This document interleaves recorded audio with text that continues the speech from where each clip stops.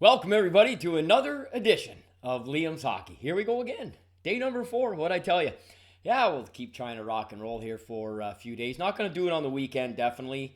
And just we'll give you guys a couple of days off, as well as myself, as we continue to move ahead on this. And just one other more little announcement about this whole little procedure. With any luck, in the next day or two, we may be able to add a bell or whistle or two and enhance the overall look and product, such as it is, and hopefully it looks a little better to you than just the standard sort of form it's been coming at you here in the last 4 days. Very pleased to say, and I was hoping this would happen, and I suspected that it would, that our little memorial toast, which will be happening a little bit later with our friend Jameson's Irish Whiskey, has got 4 names tonight, and I've just been putting on Twitter. I could put that out elsewhere on social media.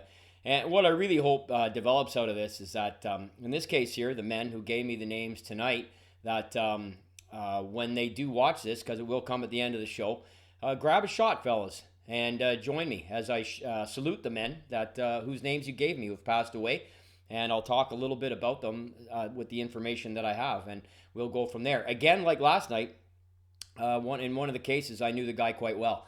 And we lost him way too soon, that's for sure. Tommy Steele in that case. But first of all, let's get after it here. March 24th. Well, that's one of the greatest days for sure in hockey history. Normally, I start chronologically and work my way up. In this case here, we're going to do the reverse. In fact, I'm just going to give a couple shout outs to a few other things on March 24th, and they get right back down to the heart of the matter, March 24th, 1936. But before I get there, as mentioned, a couple of other items of interest. Ironically, Gary Roberts and Kevin Stevens are linked on this night. In Roberts' case, just a statistic, but still a significant one. He got his 700th point on this night in 2001. Gary Roberts got his 700th point on this date in 2001. Kevin Stevens became the first player in NHL history to record 50 goals and 200 penalty minutes in the same season.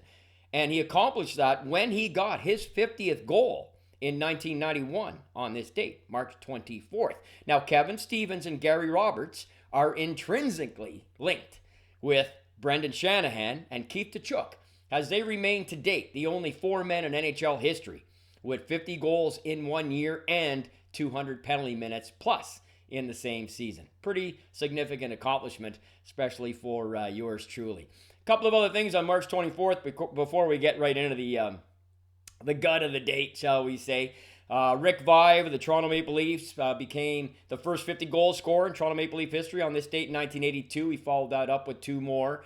Rick Vaive, born in Ottawa, but more commonly referred to or known as an Islander, that being a Prince Edward Islander. Spent a lot of time out there. I did a few off the records with Rick back in the day. The guy was pure snipe, one of the many that came out of the WHA and involved in that big trade that brought him over from Vancouver to Toronto, where he was also a captain in Toronto and went on to have a pretty solid NHL career in Chicago as well. And as you know, and very pleased to say that I know the guy, and 3 straight 50-goal seasons. I don't care when you did it, how you did it. That's still pretty damn impressive as far as I'm concerned, especially when you're the first person to do it for a franchise. And in keeping with the Toronto theme tonight, Frank Mahovlich, the Big M, scored his first goal ever in the NHL on this date in 1957. You're saying, wait a minute, Liam, he won the Calder Trophy in 57-58. This would obviously be the 56-57 season, which means, yes, he was called up. He was called up to play some games the season before he was officially Rookie of the Year, beating out Bobby Hull, shall we say, in 1957-58 for that Calder, what was then known formally as the Calder Memorial Trophy in 1958. The Big M also got his 300th goal on this day in NHL history. The greatest it's got to be considered maybe the greatest anecdote about Frank Mahovlich is he is the last guy to wear number 10 on the Montreal Canadiens before Guy Lefley. Figure that out. So Frank gets traded from Detroit to Montreal on January 13th, 1971 for Guy Charon, Mickey Redmond, and Bill Collins. And they had no number 27 available for him because the Habs were on the road. They were playing Minnesota the next night, the 14th. And he had to take the sweater number of the biggest guy going the other way in the trade, which was Bill Collins, whose relatives grew up in Manotick, the Gibson family. Stevie, if you're watching, I don't know if you're on Facebook. I'll have to give you a tag on this maybe, but I believe Bill was your uncle, if I'm not mistaken. And so Bill was wearing 10. He was the biggest man in the trade. Frank took 10, Ward for a game. They tied 3-all. I believe Frank scored. They had a 27 available for him on the Saturday when he made his first home game for the Montreal Canadiens. And boy, the rest is history. He was outstanding for the Habs, winning a cup with them in 71 and 73, Team Canada 72. And, well, you want to talk about defections to the WHA. They lost Frank to the WHA in 74, and excuse me, and he was coming off a big year, man, 80-plus points with the Habs. That was a big loss of offense for Montreal as well. So, anyway, here we go. March 24th, 1936, the longest game in NHL history. 116 minutes and 30 seconds of overtime. 5.5 hours, basically, of real time. It was one of those games that just didn't seem like it was going to end, obviously. It was a 0-0 tie until Mud Brunetto scored the winning goal to break the deadlock. It was game one of the finals. Game one of the playoffs, I should say, for the Detroit Red Wings against the Montreal Maroons. The goaltender from the Maroons was Laurent Chabot, who should be in the Hall of Fame. It's an absolute brutal tragedy that he's not. Another story, another show, another time. Normie Smith for Detroit.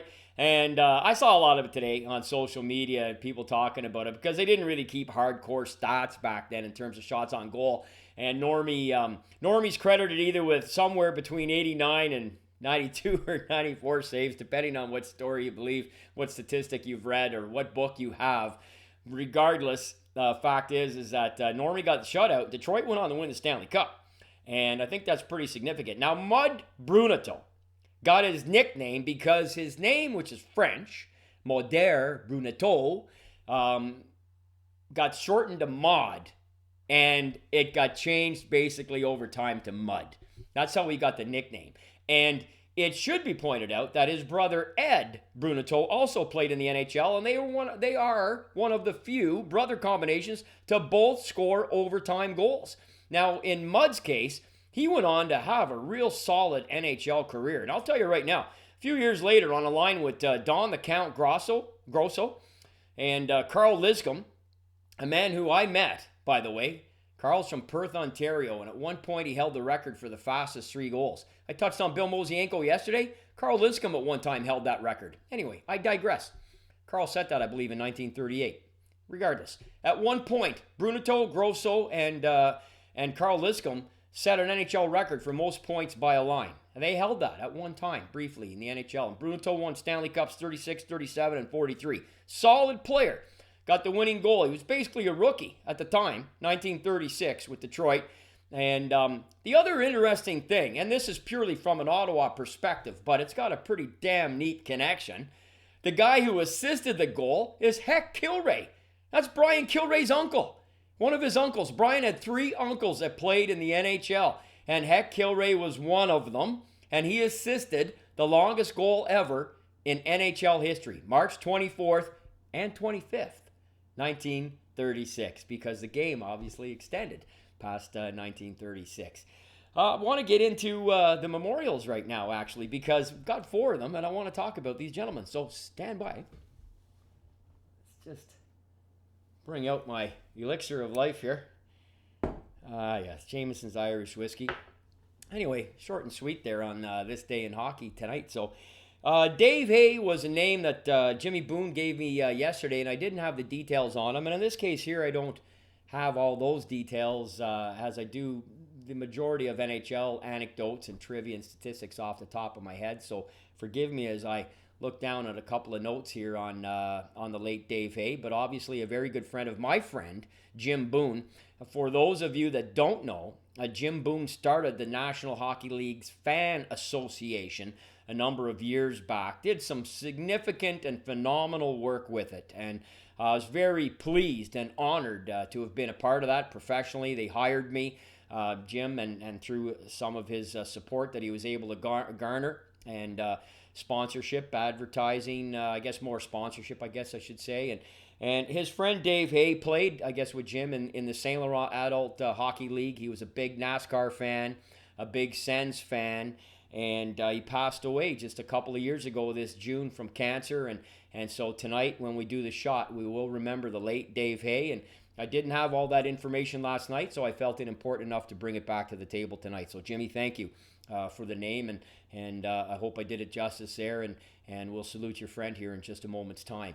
Steve Shiska, a very dear friend of mine. For those of you who have my book, The Real Ogie, at the back when I'm writing sort of my thank yous, I mention a fairly significant cross-section of names from the city of Ottawa, the rurals in the valley.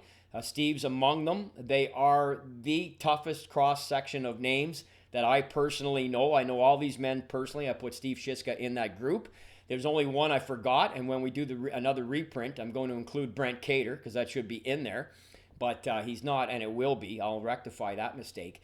But Steve Shiska wanted to nominate Tommy Steele, and that's a man I do know. I did know. I know the Steele family. I played hockey with and against his older brother, Tony, and I certainly know Terry. I don't know all the siblings. I know the nephew, Tim, quite well also. And these are Richmond boys through and through, tough as nails. But Tommy Steele, my God, this guy could have been in Hollywood. His looks, phenomenal. And we lost him, I believe, in April of 2004. And I'm just going off memory on that one, but I'm pretty good on certain dates. And I remember Tommy's passing. It was an incredible service at the on Baseline Road, if I'm not mistaken. And I'll happily salute his memory tonight. He was a friend and tough, good-looking guy, family guy, I believe. A couple of young children he left, if I'm not mistaken. His parents, his mom, Ernie, and his mom and his dad, Ernie. Yeah, a lot of things I could say about Tommy Steele. He was a hell of a character too. So good name there. Hey, we got a Sens alumni checking in here. My good buddy Chopper, Chris Valentine, who held at one point the Washington Capital record for most points in one season by a rookie. Shared it with Bobby Carpenter until some guy named Ovechkin came along. The Chopper went out to played some hockey overseas internationally, and also got to know the late Bryan Lefley. Now, I'm not exactly sure where the connection took place, if it was in North America or overseas. Bryan Lefley, after he left the NHL, he played almost 250 games in the NHL. New York Islanders, Kansas City Scouts, Colorado Rockies. In fact, he was on that first ever Islander team in 72-73. And some of you may be saying, man, that name sounds familiar. Lefley. Yeah, he was Chuck Lefley's brother. Chuck had a little bit more of a distinguished NHL career, but Bryan went overseas and was an outstanding coach. He coached the Italian national team, and we lost him tragically in a car accident in 1997. And Chopper, Chris Valentine considered him a mentor and wanted to nominate him tonight. So Chopper, he'll be included in the shot that I'll do here in just a moment. And I'll get it ready because I've got one more name to read out. And this is a beauty. It just came in just before it's a pretty big one tonight. Just before I started the taping. And I love it because this is what I wanted to get out of this, is for people to submit these names of people that really meant to them. And in this case here, and I don't know, his Twitter handle is Rhino. I know he's one of the children because he said he wanted me to toast his father, his late father, who just passed away a month ago, John Tennant White from Scotland. I don't know if I'm going to get the name of the town correctly. Govan, if I read correctly in the obituary. The man was, I believe, 78 years old. Immigrated to Toronto in 1963, and I tell you what, I have to figure out some way down the road to show you the picture. What a beautiful picture of the son and his late father, and it's an honor really for me to include that. So you're talking over in the British Isles there. Now my dad was south of Ireland, my late father, so you're in sort of that neck of the woods. It means a lot to me, and I really appreciate you sending it in, and I look forward to toasting your late father in the official toast here right now, Mr. John Tennant White. So that's going to do it for the show today. One other thing I wanted to mention about Toe Blake. Toe Blake forgot.